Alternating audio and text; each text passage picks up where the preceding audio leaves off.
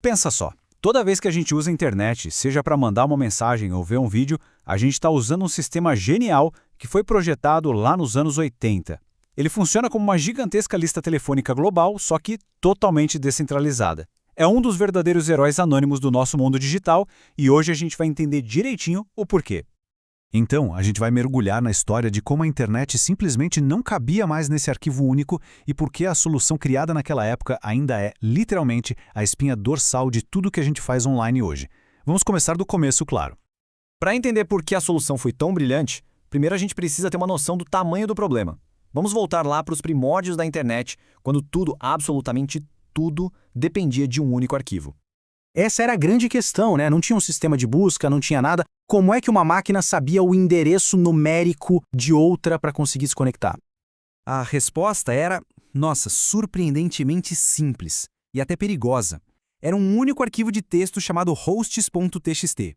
Cada máquina na rede precisava baixar esse arquivo para saber para onde ir. Imagina só uma lista de contatos que o mundo inteiro precisava copiar e colar manualmente o tempo todo.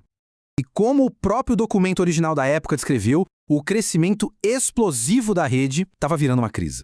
O sistema manual era completamente insustentável. O arquivo ficava gigantesco, as atualizações demoravam dias para chegar para todo mundo, e o gargalo ameaçava parar a internet inteira. E aqui a gente vê o contraste fundamental. De um lado, o sistema antigo, um arquivo só, centralizado, que gerava gargalos e custos enormes. Do outro, a necessidade urgente de algo completamente novo, um banco de dados distribuído, com controle local e, a palavra mágica, escalabilidade. Era preciso uma revolução. E foi aí que, em 1987, um novo projeto foi desenhado. Um que mudaria tudo: o Sistema de Nomes de Domínio, ou, como a gente conhece, o DNS. E os objetivos de design do DNS foram geniais. É como se os criadores tivessem feito uma lista de tudo que estava errado e decidido fazer exatamente o contrário. Descentralização, para não ter um ponto único de falha, desempenho, usando o cache local para acelerar as coisas, e flexibilidade, para que o sistema pudesse crescer e servir para muito mais coisas no futuro. Bom, esse novo sistema foi construído sobre 3 componentes principais, que trabalham juntos numa harmonia perfeita. O primeiro pilar é o espaço de nomes. Em vez daquela lista telefônica gigante, toda desorganizada, o DNS cria uma estrutura que parece uma árvore, sabe? Como as pastas de um computador. Assim, Google fica dentro da pasta .com, criando uma organização lógica que pode crescer infinitamente.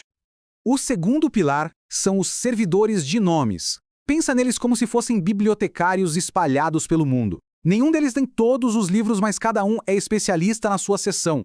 E o mais importante, ele sabe exatamente para qual outro bibliotecário te mandar se não tiver a informação que você procura. E o terceiro pilar é o resolver. Esse carinha mora no nosso computador ou no nosso roteador e age como um detetive particular. Quando a gente digita um site, é o resolver que sai a campo, conversando com todos aqueles bibliotecários para encontrar o endereço exato que a gente precisa. Tá, mas como é que essa turma toda se comunica?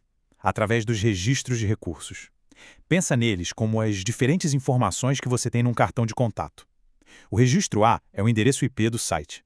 O registro MX é para onde o e-mail tem que ir. Cada tipo de registro guarda uma informação específica, o que torna o sistema incrivelmente versátil. Certo? Agora que a gente já conhece os pilares, vamos ver a mágica acontecer na prática. Vamos seguir a jornada de uma única requisição, desde o clique até a página carregar. É um processo de indicações passo a passo. O nosso detetive, resolver, não vai direto à fonte. Ele primeiro pergunta aos servidores raiz, que são tipo os bibliotecários-chefes. Eles apontam para o bibliotecário do com. Esse, por sua vez, aponta para o servidor final daquele site específico, que é o único que tem a resposta definitiva. É uma cascata de informações super eficiente. E aqui está a beleza do sistema. Esse processo, chamado de consulta iterativa, garante que a carga de trabalho seja distribuída. Nenhum servidor precisa saber de tudo, o que torna o sistema incrivelmente resiliente. Se um servidor falhar, a internet não para. Isso tudo nos leva a um motivo pelo qual esse sistema, projetado décadas atrás, continua sendo a fundação invisível da nossa internet moderna. Pensa nisso. A gente está falando de 1987. A internet era uma pequena comunidade acadêmica. E foi nesse ano que os conceitos centrais do DNS foram publicados no documento RFC 1034, uma peça de engenharia digital tão visionária que sustenta o nosso mundo até hoje. E por que ele dura tanto?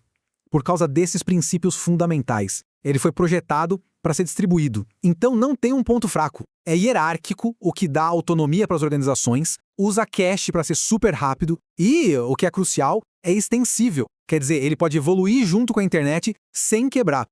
E essa citação do documento original é a chave de tudo.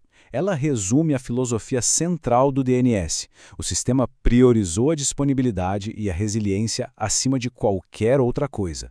Em outras palavras, era melhor ter uma resposta um pouquinho desatualizada do que não ter resposta nenhuma. Foi essa troca inteligente que permitiu que a internet se tornasse global. E isso deixa a gente com uma reflexão final, né? Como é que esses princípios de design criados para uma internet minúscula lá nos anos 80 continuam sendo a base do nosso mundo digital, que é massivo e super interconectado? É um testemunho impressionante do poder de um design que é verdadeiramente elegante e, acima de tudo, feito para durar.